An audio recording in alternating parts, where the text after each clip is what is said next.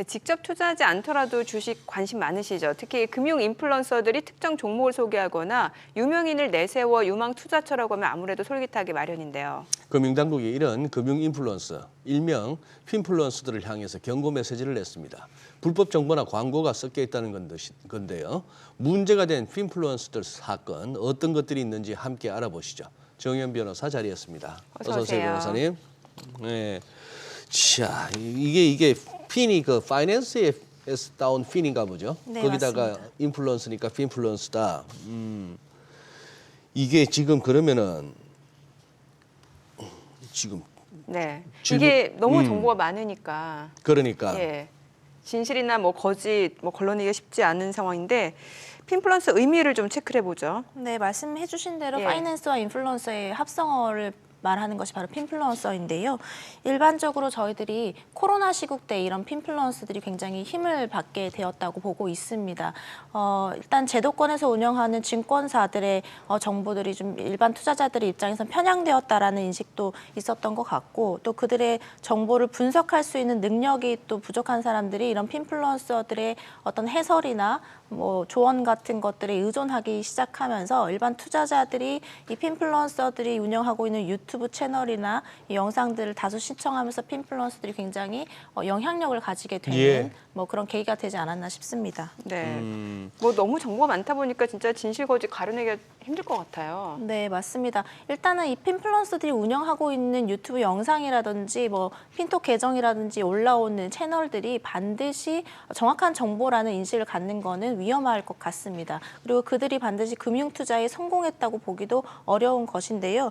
예를 들면 암호화폐 거래 플랫폼이죠. 플렉스풀이 지난해 가장 인기 있었던 핀톡 계정 50개를 추려서 1,200개의 동영상을 분석해봤는데 그중에 14% 정도는 거짓 정보였다. 이렇게 분석 결과를 내는 적이 있었거든요. 비단 이것 우리나라에도 마찬가지로 적용되는 문제일 수 있는데 금융당국에서도 이러한 점들을 굉장히 심각하게 바라보고 있는 것 같습니다. 다만 현재로서는 저희들이 대가를 받고 어떤 금융정보를 제공하는 것들은 유사 투자 자문업이라고 해서 제도권 안으로 저희들이 끌어들여서 관리를 하고 있는데 대가 없이 이렇게 핀플루언서들이 의견을 제시하는 경우까지 제도권 안에서 규제할 방법이 없기 때문인 것입니다.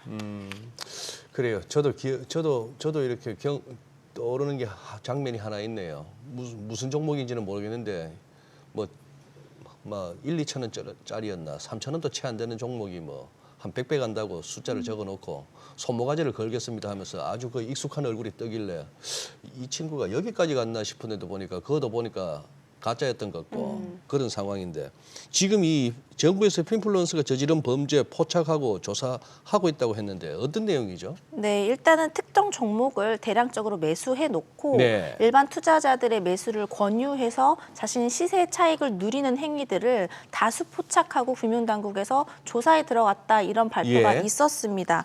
당국에서는 이러한 것들을 굉장히 좀 심각하게 바라보고 있는 것 같은데요. 이복현 금융감독원장은 유튜버 등이 자신의 유명세라든지 영향력을 이용해서 특정 종목을 권유한다거나 허위 정보들을 내놓는 것에 대해서는 시세 조종 행위이다, 시장을 교란하는 행위이다 이렇게 강조해서 말했습니다. 당국에서는 다수의 유튜버들의 이런 행위들을 포착하고 조사에 들어갔다고 하니까 곧 발표가 있을 것 같습니다. 네, 사실 나도 모르는 사이에 또 범죄에 얽힐 수도 있을 것 같은데 최근에 보면은 그 유명인 누구도 투자했으니까 믿을 만한 정보다라고 하면서 투자 유도하는 사건들이 굉장히 많아졌어요. 네, 최근에 유명인을 사칭한 불법 광고가 굉장히 기승, 예. 유행처럼 번지고 있는데요. 방송통신위원회, 방송통신심의위원회, 개인정보위원회에서 각각 이런 불법 광고를 근절하기 위한 대책들을 내놓고는 있지만 현실적으로 이것들을 막기가 쉽지는 않은 모양새입니다. 현재 유튜브라든지 페이스북, 인스타그램에서는 이런 불법 광고, 유명인 사칭 불법 광고가 굉장히 기승을 부리고 있는 상황인데 여기에 등장하는 인물로는 개그맨 황현희 씨, 굉장히 투자에 성공한 것으로 알려져 있는 개그맨 황현희 씨, 그다음에 이부진 신라호텔 뭐 사장, 예. 뭐 백종원 씨 이런 분들이 등장을 하고 있는 것으로 알려져 있고요. 그분들이 뭐가 답답해서 주식을 해야 됩니까? 벌써 뭐 경제적으로 좀 부를 이루신 그러니까, 분들을 내놓는 예. 것인데 예. 최근에는 그 JTBC 전 사장이죠. 손석희 사장이 등장한 그래요? 딥페이크 영상이 좀 화제가 됐는데 딥페이크. 예, 뭐 동영상에서는 손석희 사장이 직접 나오고요. 이제 AI를 통한 목소리를 합성해서 이제 손석희 전 사장이 어떤 AI 플랫폼을 통해서 투자를 성공한 것처럼 광고를 하는데요.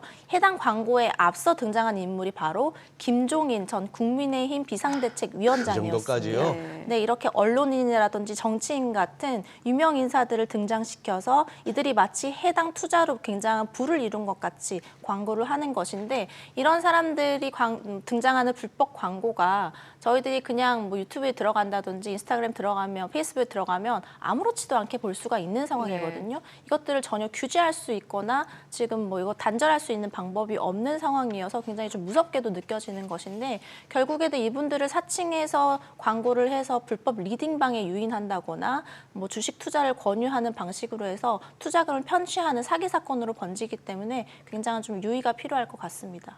저희 뭐 거의 매일이다시피 하고 좀 전 코너에서도 언급했습니다만 AI가 뭐 기술 다 좋고 한데 그러니 네, 맞습니다. 이런 예, 딥페이크 영상 같은 경우 얼마든지 굉장히 그 얼굴이나 목소리를 갖다가 맞습니다. 만들어낼 수 있는 거 아니에요. 네, 이게 세련되게 발전되면 저희들도 얼마든지 당할 수도 있는 거죠. 앵커님들이 등장하는 AI 뭐 어떤 그렇죠. 불법 예. 광고가 있을 수도 있는 것이고 굉장히 좀 무서운 일이 아닐 수 없다. 이런 무서운 생각이 세상이 좀 드는 되어버렸네요. 것이 있습니다.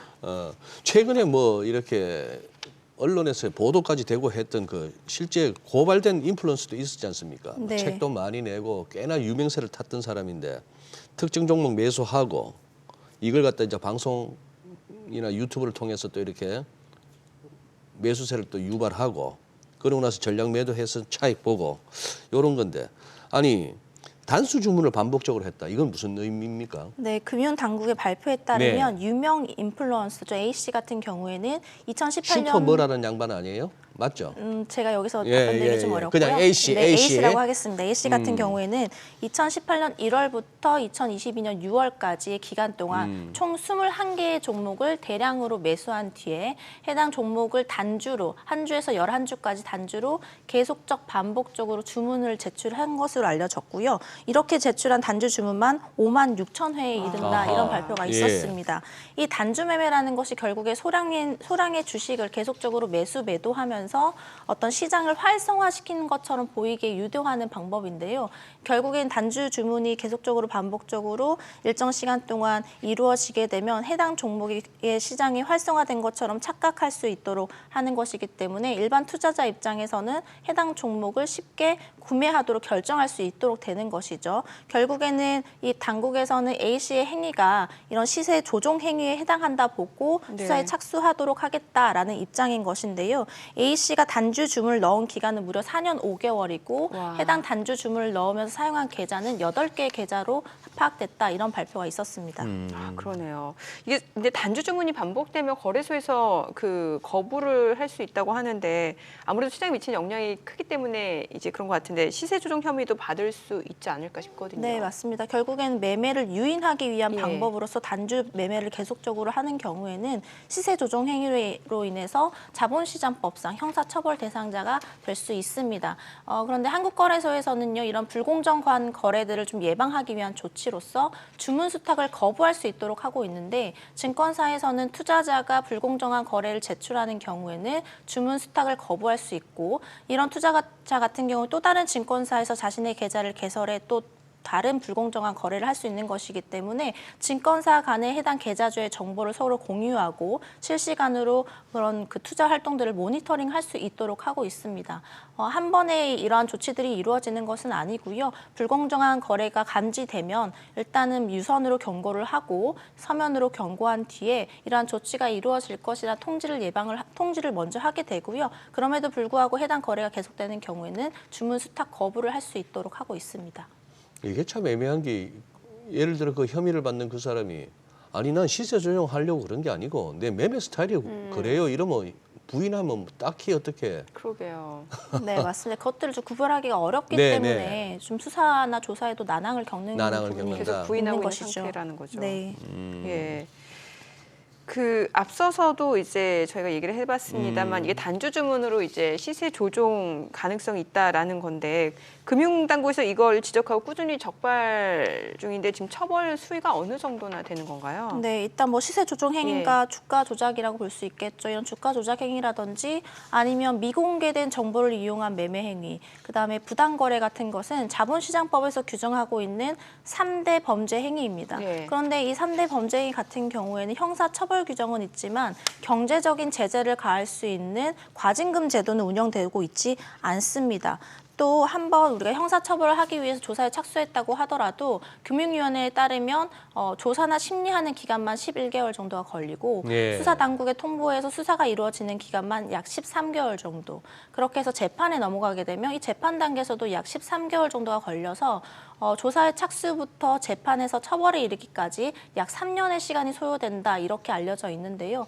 이렇게 긴 시간 동안 조사하고 수사를 한다고 하더라도 기소되는 확률, 즉 재판에 넘어가는 확률은 그중에 절반 정도밖에 되지 않는다고 하거든요. 예. 그리고 그 절반 중에서도 나머지 절반은 실형을 면하는 수준이라고 하는데 네. 자본시장법을 좀 들여다봤더니 결국에는 불공정한 거래로 인해서 이득액을 얻었을 때 5억 원 이상, 50억 원 미만인 구간은 3년 이상의 유기징역형에 처하도록 되어 있고 50억을 넘어야만 최대 무기징역까지 처할 수가 있는 것인데 아시다시피 우리의 주가에 영향을 미치는 요인들은 너무 많습니다. 네. 따라서 단주 매매를 통해서 이러한 뭐 이득을 취했다고 쉽게 단정할 수도 없는 것이고 그 이득액을 객관적으로 산출하는 방법이 쉽지가 않은 것이죠. 그렇기 때문에 결국에는 높은 형에 처하기가 좀 어려운 구조이다 이렇게 볼 수가 있겠습니다. 그 말씀하신 대로 뭘 하나 하는데도 그 뻔한 걸 가지고 3년씩 걸리고 그리고 또 그래봐야 기소될 가능성도 낮고 기소된다 하더라도 재판으로 간다 하더라도 그 정도 다들 어떻게 보면 살고 나올 각오하고 하는 짓이에요. 네, 그렇기 조금 때문에 살고 나오는 대신 평생 먹고 살 거 만들겠다 맞습니다. 이건데. 그러면 지금 이거는 우리나라에만 이런 거는 아닐 거예요. 돈이 오가고 뭐 이런 시장이 있으면은 그런데 해외에서는 이 투자자를 보호하기 위해서 여러 가지 안전망을 만든다고 하던데 한번 예를 들어 설명해 주실 수 있나요? 네, 아까 제가 말씀드렸던 대로 우리나라 같은 경우에 대가를 받고 투자 자문을 해주는 사람들에 대해서는 유사 투자 자문업으로 등록해서 네. 관리합 받도록 하고 있습니다. 관리받도록 하죠. 네, 그런데 우리나라 핀플런스 같은 경우는 대가 없이 이것들을 제공하는 사람들이기 네. 때문에 제도권에 이렇게 편입될 수가 없는 상황이거든요. 예. 해외에서는 이런 핀플루언서들을 제도권으로 유입하기 위해서 관련 자격증을 만들어 운영을 하고 있습니다. 대표적인 경우가 프랑스인데요. 네. 2021년도부터 이런 자격증을 만들어서 핀플루언서들을 제도권으로 유입하고 있다. 그래서 이렇게 제도권 내에서 운영하면서 각종 규제나 이런 것들을 받을 수 있도록 이렇게 좀 해외에서는 움직임이 있는 상태인 것으로 보입니다. 네. 뭐 지금 보니까 불법 투자 사기 사건이 이제 AI까지 접목이 되다 보니까 이게 조심해도 과하지 않을 수 있을 것 같은데 이 유명 인플루언서 투자 정보 접할 때 좀 주의해야 될 점이 있다면 어떤 것들이 있을까요? 결국에는 투자자들의 모든 책임을 가져간다. 투자의 책임은 투자자들에게 있다. 이 말을 무조건 명심하셔야 될 것 같은데 크게 세 가지로 제가 뭐 좀 요약해서 말씀을 드린다면 핀플루언서의 여부 팔로우 수라든지 예. 구독자 수에 현혹되지 마시고 그들이 진정 우리에게 제공하고 있는 정보가 올바른 정보인지를 먼저 공부하고 분석하는 데 좀 시간을 보내시는 것이 맞다고 보여지고요. 또 두 번째로는 공짜로 특정한 주식을 뭐 매수하라고 권유한다거나 어떤 금융상품이나 부동산을 매수하도록 권유하는 것들은 사기일 확률이 굉장히 높다. 왜냐하면 공짜 정보가 그렇게 유용하거나 유의미한 정보일 확률은 적다. 이런 생각을 좀 가지시는 것이 좋습니다. 마지막으로 좀 드릴 수 있는 말씀은 결국엔 대박은 예외이지 원칙이 아니라는 것이죠. 네네. 따라서 이 상품에 투자하면 부자가 될 수 있습니다. 대박 날 수 있습니다. 이런 뭐 자극적인 문구 같은데 현혹되지 마시고 결국에는 내가 투자하는 것에 대해서는 내가 스스로 공부하고 투자를 결정해야 된다는 것들을 명심하셔야 될 것 같습니다. 그러니까요. 자기가 지킬 수밖에 없습니다. 그죠? 네. 네. 혹시나 잘못됐을 때 뭐 이렇게 비난도 못 해요. 항의도 못 하고. 공짜였잖아요. 네, 네, 네. 당신이 혹시 잘 됐으면 나한테 뭐 그러면은 커피라도 한 잔 사줬냐 이렇게 나오니까. 참. 네. 네. 각자 잘 챙겨야 되겠습니다. 그렇습니다. 내용 잘 들었습니다. 네, 고맙습니다. 고맙습니다.